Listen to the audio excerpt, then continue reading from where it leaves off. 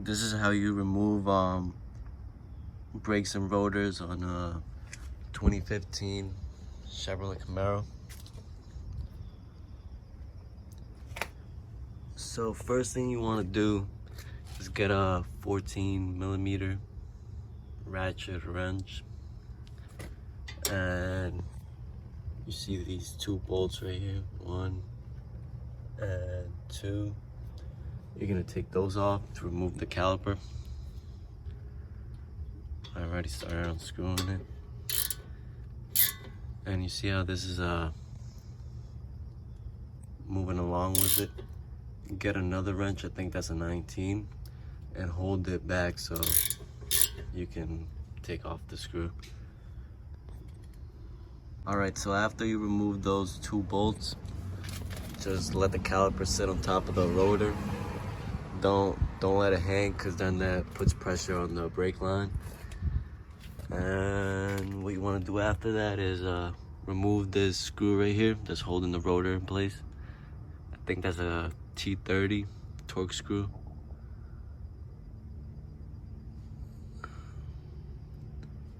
Alright, I started unscrewing it already.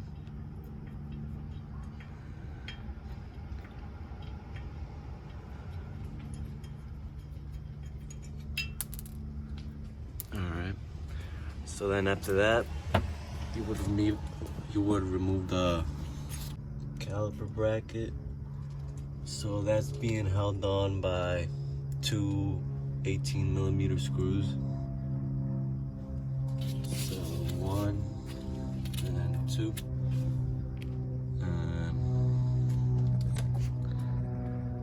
Alright, so the 2 screws holding up the caliper bracket, it's on pretty tight, so I had to use a breaker bar to break them loose. So if you're having trouble, yeah, you might have to use the breaker bar. And alright, so now we got everything out of the way. We can just slide the rotor off. If it's not moving, then it's probably rusted in there.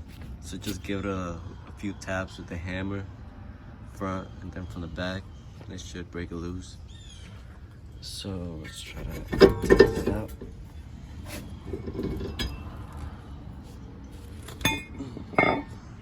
Okay, and now you're ready to start putting everything back with the new, where's the new rotor? Alright, so the new rotor is back on. You can see I put the screw back in place, and the caliper bracket, put the 2 screws back in, make sure they're tight. And now for the brake pads, just get some lube and put it on the sides so it moves around freely. And there's gonna be 2 of them. So the one with, I'll show you right now, the one with this little bracket on the side, this one goes on the back, and the one that doesn't have it, this one goes on the front. Okay, so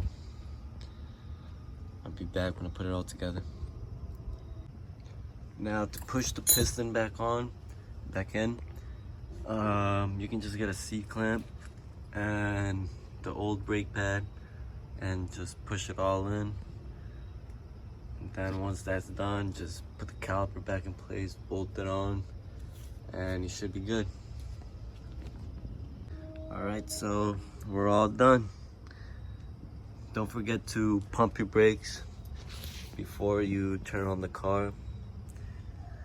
And yeah, so that's how you change your brakes and rotors on a 2015 Chevrolet Camaro.